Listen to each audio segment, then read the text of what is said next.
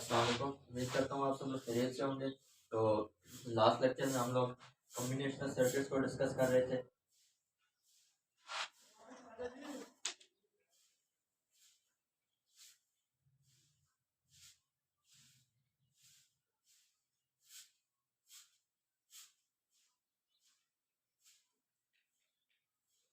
तो combinational circuits के बारे में हमने ये पढ़ा था कि ये जो है ना टोटली डिपेंडेंट होती हैं, ऐसी सर्किट जो कि टोटली डिपेंडेंट हो अपने इनपुट पर। तो इस तरह के सर्किट्स को हम जो है ना कॉम्बिनेशनल सर्किट्स कहते हैं, इनपुट पर डिपेंडेंट हो। और उसके बाद हमने इसकी एक दो एप्लीकेशन वगैरह भी पढ़ी थी। तो वो एप्लीकेशंस कौन कौन सी थी? एक हमने हाफ एडर फुल एडर पढ़ा था, हाफ और फुल एडर।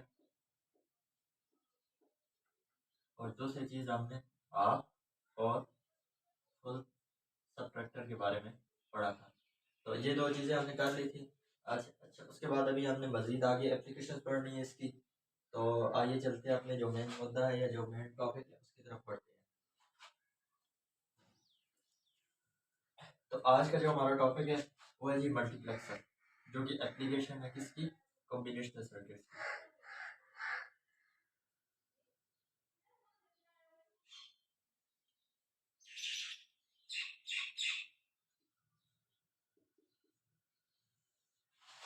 अच्छा, मल्टीप्लेक्सर बेसिकली होता क्या है? हम लोग आते हैं जी इसकी डेफिनेशन पर। डेफिनेशन क्या है इसकी? कुछ इस तरह से है, हमारे पास two raise to the power n inputs होते हैं। ठीक है, एन कुछ भी हो सकता है, 1 2 3 4 5 6 7 8, जो जो भी हमारी रिक्वायरमेंट है, जो भी हमारी विश है, एन उसके मुताबिक हो सकता है। और हमारे पास आउटपुट्स कितनी आएंगी इसमें? आउटपुट हमारे पास टोटली एक आउटपुट आएगी, या हम कह सकते हैं कि हमारे पास सिंगल आउटपुट आएगी। ठीक है, तो या हमारे पास इसमें two raise power n inputs होंगी तो सिंगल आउटपुट आएगी। देन उसके बाद हमारे पास ये जो एन है, हमारे पास एन होगा जी नंबर ऑफ सेलेक्टर्स।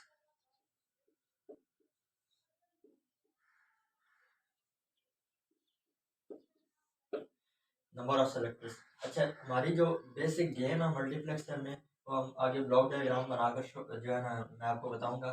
बेसिक जो गेम है वो बिल्कुल इन सेलेक्टर्स पर डिपेंड करती है, सेलेक्टर्स की वैल्यू पर, उनकी कंडीशन पर डिपेंड करती है। तो आइए ब्लॉक डायग्राम की तरफ चलते हैं। तो बेसिकली ये जो है ना डिफरेंट चीज़ों के लिए यूज़ होता है। लेट्स सपोज, अगर मैं आपको एग्जांपल दे देता हूँ कि मेरे पास जो है ना चार वॉइसेस हैं। मैं ले लेता हूँ जी, एक मेरे पास लैपटॉप की वॉइस है, एक साउंड सिस्टम की वॉइस है, एक आईपैड की वॉइस है, इसी तरह से एक और भी वॉइस ले लेते हैं। तो इस तरह से चार मेरे पास वॉइसेस हैं। अच्छा, उनमें से मैंने चार में से किसी एक को सेलेक्ट करना है, तो ये मेरे पास जो है ना मल्टीप्लेक्सर इस काम के लिए यूज़ होगा। और भी डिफरेंट इस तरह की एप्लीकेशन हैं। और दूसरी बात ये है कि मल्टीप्लेक्सर को हम सेलेक्टर भी बोलते हैं, इससे आपने कंफ्यूज नहीं होना। सेलेक्टर भी बोलते हैं, मल्टीप्लेक्सर या सेलेक्टर। तो आइए चलते हैं ब्लॉक डायग्राम की तरफ जाते हैं। ब्लॉक डायग्राम हमें क्या बताती है वो देखते हैं। तो ब्लॉक डायग्राम इसकी कुछ इस तरह से होती है। अच्छा, देन उसके बाद जो है ना ये आउटपुट हर मल्टीप्लेक्सर में एक ही आएगा। और यहाँ पर मेरे पास two raise power n inputs होंगे और एन मेरे पास यहाँ पर सेलेक्टर्स होंगे। ठीक है, ये तो एक जेनेरिक सी ब्लॉक डायग्राम होगी। आगे चलते हैं जी हम मल्टीप्लेक्सर की टाइप्स की तरफ। तो मल्टीप्लेक्सर की हम यहाँ पर बेसिक तीन टाइप्स को डिस्कस करेंगे। आप ज़्यादा भी हो सकती हैं, कोई इसमें जो है ना मसला नहीं है। 2x1 मल्टीप्लेक्सर, इसे शॉर्टली हम मक्स का नाम देते हैं। उसके बाद 4x1 मल्टीप्लेक्सर, देन उसके बाद 8x1 मल्टीप्लेक्सर। हमारी डिस्कशन यहीं तक है। आगे 16x1 भी आप कर सकते हैं, उसके बाद 32x1 भी कर सकते हैं। ये आपकी रिक्वायरमेंट पर या आपकी मर्जी पर डिपेंड करता है। तो सबसे पहले हम लोग ले लेते हैं जी 2x1 मल्टीप्लेक्सर को। तो 2x1 में मेरे पास क्या हो रहा है, मतलब कुछ इस तरह से है कि दो इनपुट्स जा रही हैं और एक आउटपुट आ रही है। तो यहाँ पर मेरे पास इसकी पावर क्या होगी? 2 raise to the power 1 equals to, यहाँ पर टू इनपुट्स हो जाएंगी और इसकी आउटपुट्स मेरे पास एक आएंगी, एक आउटपुट आएगी सर। यहाँ पर मैं टू इनपुट्स कर देता हूँ। ठीक है, एक D0 और दूसरी D1 के नाम से। यार इसके बाद ये मेरे पास क्या हो जाएगा 2x1 मार्क्स, और ये मेरे पास आउटपुट हो गई। अच्छा आउटपुट कैसे आएगी, यहाँ पर एक मेरे पास सेलेक्टर हो जाएगा, इसे मैं S0 का नाम दे देता हूँ। ठीक है, तो आउटपुट मेरे पास कैसे आएगी, देखिए ये सेलेक्टर क्या करेगा, हमारे पास आउटपुट डिपेंड करेगी सेलेक्टर की वैल्यू पर।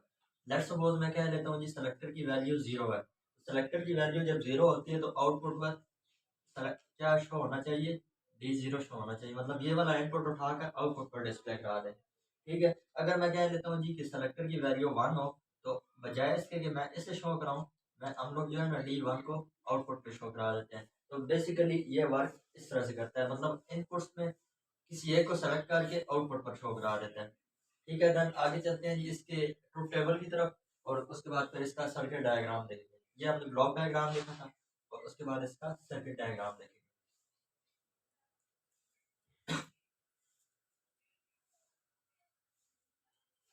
अच्छा उसके बाद देखें जी ट्रुथ टेबल में हम लोग आ जाते हैं, तो ट्रुथ टेबल में हमारे पास सिर्फ एक सेलेक्टर है S0। ठीक है, देन उसके बाद D0 है और D1 है। ठीक है, दो इनपुट्स हैं। अच्छा सेलेक्टर की वैल्यू या तो 0 रहेगी या तो 1 रहेगी, दो हमारे पास पॉसिबल केसेस है। ठीक है, तो यहाँ पर अगर मैं कहता हूँ जी सेलेक्टर की वैल्यू 0 है, तो आउटपुट पे मेरे पास D0 को डिस्प्ले कराया जाए, तो यहाँ पर मैं 1 कर देता हूँ और D1 को मैं 0 कर देता हूँ। अच्छा अगर मैं कह लेता हूँ जी सेलेक्टर की वैल्यू मेरे पास 1 है, तो हमारे पास क्या हो D1 शो कराया जाए आउटपुट पे, D0 जो है ना रहने दिया जाए। तो यहाँ पर मैं 0 कर देता हूँ, यहाँ पर मैं 1 कर देता हूँ, तो यही इसका ट्रुथ टेबल है। अच्छा उसके बाद इसकी एक्सप्रेशन निकालते हैं इस ट्रुथ टेबल के जरिए से। यहाँ पर मैं क्या करता हूँ D0 डॉट S0 का कॉम्प्लीमेंट। अच्छा अभी मैंने यहाँ पर S0 का कॉम्प्लीमेंट क्यों लिया इसके लिए, ठीक है, S0 का कॉम्प्लीमेंट मैंने इसलिए लिया, देखिए मैंने आपको बोला था कि सम ऑफ प्रोडक्ट फॉर्म को हम ज़्यादातर फॉलो करते हैं। तो अब मैंने यहाँ पर क्या किया, सम ऑफ प्रोडक्ट को ले रहा हूँ। सम ऑफ प्रोडक्ट में मेरे पास क्या है, मैं 1 को सपोज कर रहा हूँ, और यहाँ पर मेरे पास 0 आ रहा है, तो यहाँ इस वजह से मैंने इसका कॉम्प्लीमेंट ले लिया। देन सेकंड एक्सप्रेशन की तरफ आते हैं, D1 डॉट S0 आ जाएगा मेरे पास इसके लिए। ठीक है, तो ये मेरे पास एक्सप्रेशन आ गई। अच्छा उसके बाद अभी आते हैं जी सर्किट डायग्राम की तरफ। सर्किट डायग्राम इसका देख लेते हैं। तो सर्किट डायग्राम कुछ इस तरह से बनेंगे, देखें D0 डॉट S0 का कॉम्प्लीमेंट, मैं यहाँ पर एक S0 ले लेता हूँ। ठीक है, ये मेरे पास S0 आ गया, और ये उसका कॉम्प्लीमेंट आ गया। ठीक हो गया, उसके बाद ये मैंने एक इनपुट लेनी है D0, यहाँ पर मैं D0 के नाम से एक इनपुट ले लेता हूँ। ठीक है, अभी मैंने क्या करना है, D0 डॉट S0 का कॉम्प्लीमेंट, यहाँ से मैं एक S0 से वाई ले लेता हूँ जी। उसके बाद S0 के कॉम्प्लीमेंट, सॉरी इन दोनों का मैंने क्या कर लिया जी, एंड ले लिया। देन उसके बाद D1 डॉट S0 पर आ जाते हैं। D1 यहाँ से मैं इनपुट ले लेता हूँ, ठीक है, और S0 यहाँ से मैं ले लेता हूँ। इन दोनों का हमने कर दिया जी एंड। एंड करने के बाद इन दोनों को कर लेंगे जी और। ठीक है, उसके बाद ये हमारे पास ये वाली चीज़ आउटपुट पे आ जाएगी, कोई भी जो इन दोनों में से जो भी इनपुट आनी हुई वो आउटपुट पे आ जाएगी। अच्छा ये वर्क कैसे करेगी ये देख लेते हैं। लेट्स सपोज मैं क्या लेता हूँ, S0 की वैल्यू मेरे पास 0 है। ठीक है, तो यहाँ पर वैल्यू आ गई जी, ये इसके लिए सारी के लिए 0 और इसके लिए आ गई जी 1। ठीक है, यहाँ पर D0 डॉट 1 हुआ। तो याद करें हमने बूलियन अलजेब्रा के रूल्स में पढ़ा था, एंड ऑपरेशन के रूल में, कि A dot 1 is equal to A और A dot 0 is equal to 0। तो यहाँ पर मेरे पास क्या आ रहा है, D1 डॉट 1, तो यहाँ पर मेरे पास आउटपुट पे क्या आ जाएगा, D1 आ जाएगा। और यहाँ पर मेरे पास क्या आ रहा है, D1, और इधर से क्या आ रहा है 0। D1 डॉट 0 यहाँ पर मेरे पास 0 आ जाएगा आउटपुट पे इसकी। और इधर आगे चलते हैं, D1 और 0 का हम और ले रहे हैं, तो आउटपुट पे मेरे पास क्या आ जाएगा, सॉरी यहाँ पर D0 आ रहा है, तो D0 और 0 का और ले लेते हैं। यहाँ पर आउटपुट पे मेरे पास क्या आ जाएगा, D0 आ जाएगा। दूसरा केस देख लेते हैं। लेट्स सपोज मैं क्या लेता हूँ जी कि सेलेक्टर की वैल्यू मेरे पास है जी 1। 1 वैल्यू के लिए क्या होगा, इधर 1 आ जाएगा और इधर आ जाएगा जी 0। ठीक है, तो D0 डॉट 0 क्या हो जाएगा, यहाँ पर 0 हो जाएगा, और D1 डॉट 1 मेरे पास यहाँ पर क्या हो जाएगा, D1 हो जाएगा। ठीक है, D1 और 0 का और लेंगे तो आउटपुट पे मेरे पास क्या आ जाएगा, D1 आ जाएगा। ये इस तरह से जो है ना हमारे पास 2 into 1 सेलेक्टर काम करता है। फिर आगे चलते हैं इसकी दूसरी टाइप की तरफ, 4x1 सेलेक्टर की तरफ।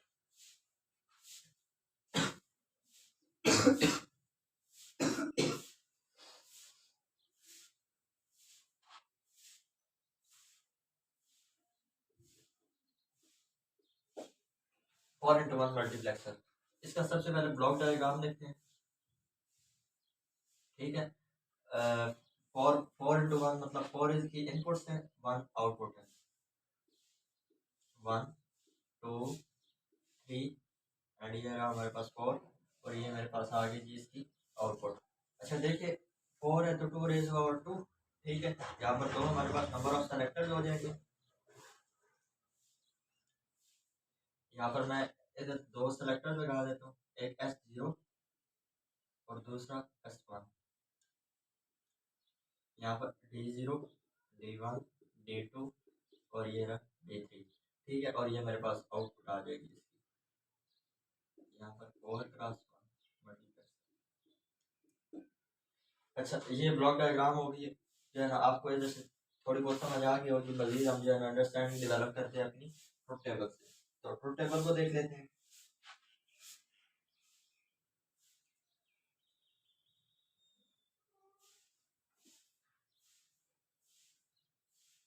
अच्छा, ट्रुथ टेबल में मेरे पास नंबर ऑफ सेलेक्टर्स कितने थे? दो थे। सॉरी, ब्लॉक डायग्राम में S0 एक था और दूसरा मेरे पास था जी S1। इस तरह से था। देन उसके बाद यहाँ पर मेरे पास इनपुट्स कितनी थी? D0 D1 D2 और ये रहा D3।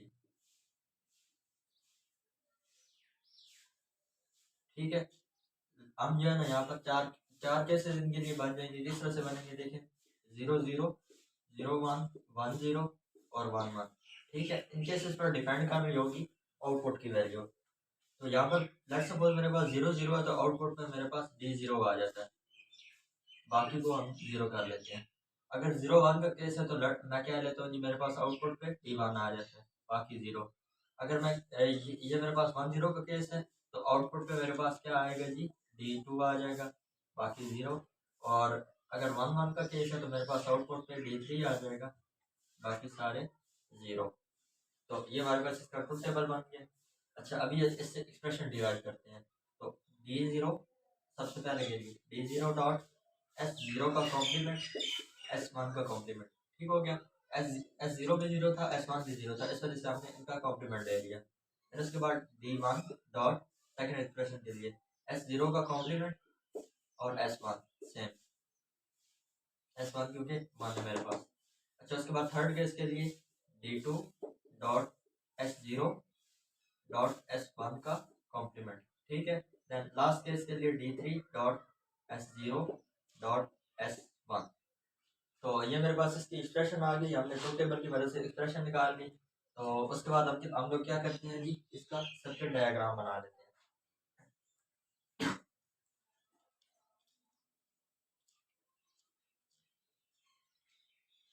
अच्छा, सर्किट डायग्राम के लिए देखिए हमारे पास दो सेलेक्टर्स हैं। सबसे पहले मैं क्या करता हूँ, S0 और इसके लिए एक जो है ना बना लेता हूँ।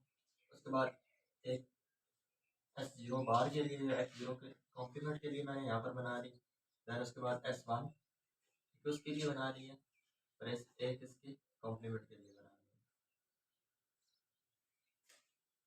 ठीक है, सबसे पहले मैं D0 इनपुट करता हूँ। D0 इनपुट कर दी, S0 का कॉम्प्लीमेंट लेना है मैंने यहाँ से। ठीक है, और S1 का कॉम्प्लीमेंट लेना है, ये मैंने यहाँ से ले लिया। इन तीनों का क्या कर दिया जी, मैंने ऐड कर दिया। मैं उसके बाद D1 ले लिया मैंने यहाँ से। ठीक है, D1 लेने के बाद मैंने क्या करना है, S0 का कॉम्प्लीमेंट और S1। S0 का कॉम्प्लीमेंट मैंने यहाँ से ले लिया और S1 मैंने यहाँ से ले लिया। इन तीनों का जी मैंने ऐड कर दिया। ठीक है, देन उसके बाद आगे चलते हैं। तो D2 मैंने यहाँ से इनपुट कर लिया। ठीक है, S0 है सिर्फ, S0 यहाँ से उठा लिया और S1 का कॉम्प्लीमेंट है, S1 का यहाँ से कॉम्प्लीमेंट ले लिया। तो ये मेरे पास आ गई। देन D3 और S0 और S1, D3 यहाँ से उठा लिया मैंने,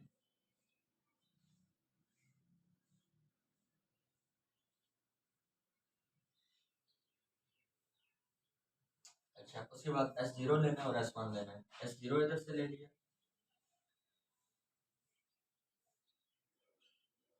और S1 यहाँ से ले लिया हमने।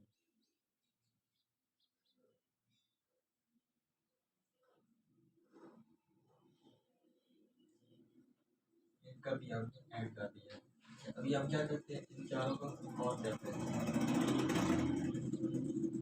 इकट्ठा करें या पहले इन दो का कर लेते हैं, उन दो का कर लें, फिर उसके बाद इन सबको कंबाइन कर लें, तो इससे कोई फर्क नहीं पड़ता।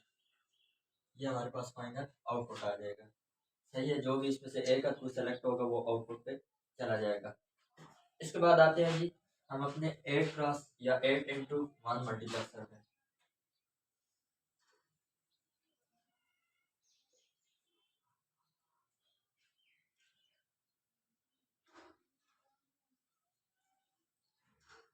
8x1 मल्टीप्लेक्सर, ठीक है। 2⁻³ मेरे पास 8 के इक्वल होता है, तो इसका क्या मतलब हुआ, 3 मेरे पास सेलेक्टर्स आ जाएंगे।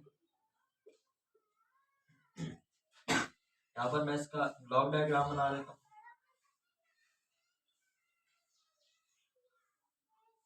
ठीक है, तो यहाँ पर 8 हमने इनपुट्स ले लेने हैं।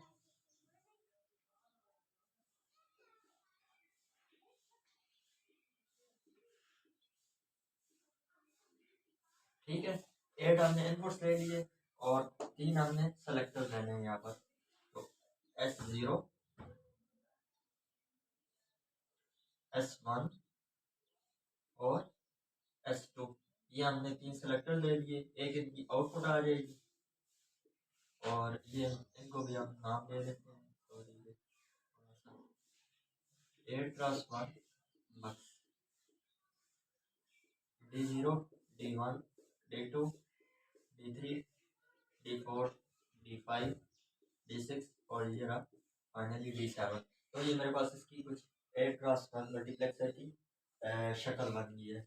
अच्छा, आते हैं अब इसका ट्रुथ टेबल लिखते हैं, एक्सप्रेशन निकालते हैं उससे। देन उसके बाद सर्किट डायग्राम जो है वो इसकी आपने खुद बनानी है, आपकी अंडरस्टैंडिंग क्लियर हो सके।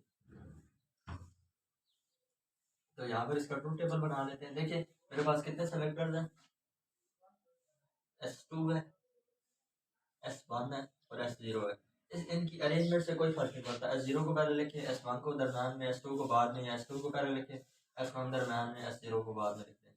इससे कोई इशू नहीं है, जिस तरह से आपकी मर्जी आप तो लिखना चाहते हैं लिखिए।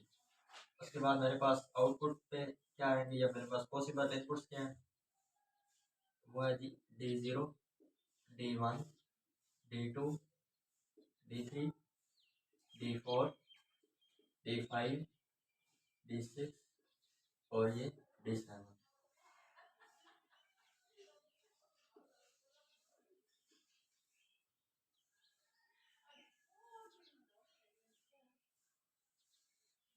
ठीक है, 4 0 4 1, जिस तरह से नॉर्मली ट्रुथ टेबल बनता है 3 कॉम्बिनेशन का। 2 0 2 1 2 0 2 1, बाद 0 1 0 1 0 1 और ये 0 1। ठीक है, इनके लिए हम सेपरेट कर देते हैं ताकि समझ आ जाए।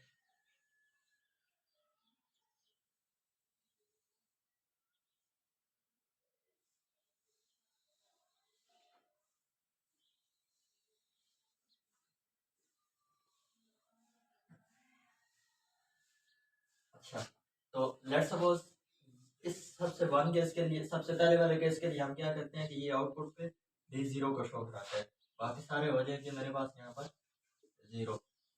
ठीक है, सेकंड वाला केस D1 को शो कराता है। अच्छा, देन उसके बाद थर्ड केस मेरे पास क्या कराता है जी, D2 को शो कराता है आउटपुट पे। उसके बाद फोर्थ वाला केस D3 को शो कराता है। फिफ्थ वाला केस मेरे पास D4 को शो कराएगा।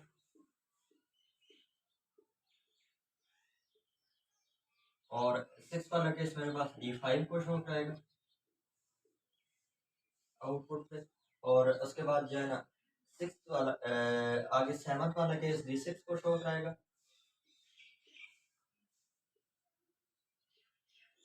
और फाइनली एट्थ वाला केस जो है वो मेरे पास किसको शो कराएगा, D7 को, बाकी सारे 0 हो जाएंगे यहाँ पर, और ये D7 को। अच्छा आप लोग ये देखें, ये मेरे पास बिल्कुल डायगोनल पे 1 1 आ रहा है। इसका ट्रुथ टेबल आप लोग आंखें बंद करके भी बना सकते हैं, मतलब डायगोनल और 1 1 डाल दें, बाकी 0 0 डाल दें, लेकिन फिर भी आपने आंखें खुली खोल के बनाना है ट्रुथ टेबल इसका, क्योंकि दरमियान में अक्सर जो है ना गलती हो जाती है। अच्छा अच्छा, उसके बाद अभी इसकी एक्सप्रेशन देख लेते हैं। तो फर्स्ट वाले के लिए क्या बनेगा, D0 डॉट S2 का कॉम्प्लीमेंट डॉट S1 का कॉम्प्लीमेंट डॉट S0 का कॉम्प्लीमेंट, क्योंकि तीनों 0 है इस वजह से कॉम्प्लीमेंट ले लिया, ठीक है। देन सेकंड केस के लिए मेरे पास क्या होगा, D1 डॉट S2 का कॉम्प्लीमेंट डॉट S1 का कॉम्प्लीमेंट डॉट S0 सेम रहेगा। D2 डॉट S2 का कॉम्प्लीमेंट S1 और S0 का कॉम्प्लीमेंट।